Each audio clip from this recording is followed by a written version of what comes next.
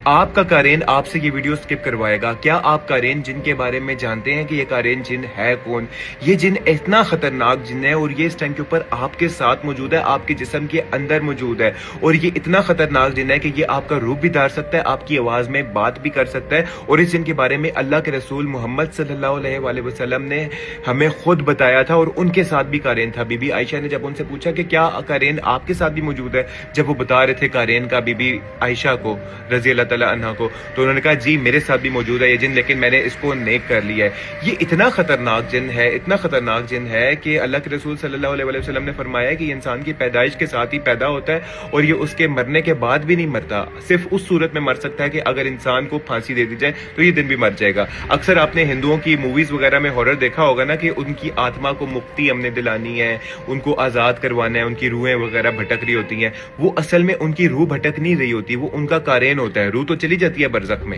اگر آپ برزخ کے بارے میں بھی چاہتے ہیں نا میں ویڈیو بناؤں تو مجھے بتائیے گا، روح تو چلی جاتی ہے برزخ میں، لیکن ان کا قارئین ہوتا ہے جو اس دنیا میں بھٹک رہا ہوتا ہے۔ اور ہندو ویسے بھی آگ کے مرنے کے بعد لوگوں کو اپنے جلا دیتے ہیں، یہ جن اور زیادہ طاقتور ہوتا ہے کہ اگر انسان کی باڈی کو جلا دیا جائے۔ اچھا، اس قارئین سے بچنا کیسے اور یہ ہم لوگوں کو کیسے نقصان پہنچا سکتا ہے؟ قارئین جو ہے نا، یہ اس کی سب سے بڑی طاقت یہ ہے کہ یہ آپ کے دماغ میں وسوسے ڈال سکتا ہے ڈائریکٹ، اور آپ سے وہ کام کروا سکتا ہے جو آپ عام روٹین میں نہ کرنا چاہو۔ اکثر آپ نے دیکھا ہوگا نا کہ آپ کے دور دور تک دماغ میں خیال بھی نہیں ہوتا گناہ کرنے کا، اور اچانک سے خیال آتا ہے اور آپ سے گناہ کروا جاتا ہے، وہ یہ قارئین ہی ہے جو آپ سے گناہ کرواتا ہے، اور یہ آہستہ آہستہ آپ کو اتنے اپنے کنٹرول میں لے لیتا ہے کہ آپ کو خود سمجھ نہیں آ رہا ہوتا کہ آپ کیا کر رہے ہوتے ہو۔ یہ آپ کو چھوٹی سے گناہ کروانے سے سٹارٹ کرتا ہے اور آپ کو اتنے بڑے بڑے گناہ آپ سے کروا جاتا ہے کہ آپ کو سمجھ ہی نہیں آتی، ٹھیک ہے کہ، اور ایک انسان کو بدترین انسان بنا جاتا ہے اگر اس کو کنٹرول ٹائم پہ نہ کیا جائے۔ اب اس کو کنٹرول کیسے کرنا ہے؟ دیکھیں، اللہ کے رسول محمد صلی اللہ علیہ وآلہ وسلم نے ہمیں کچھ طریقے بتائے ہیں قارئین کو کنٹرول کرنے کے بارے میں۔ قارئین کو کنٹرول کرنے کے طریقے کیا ہے؟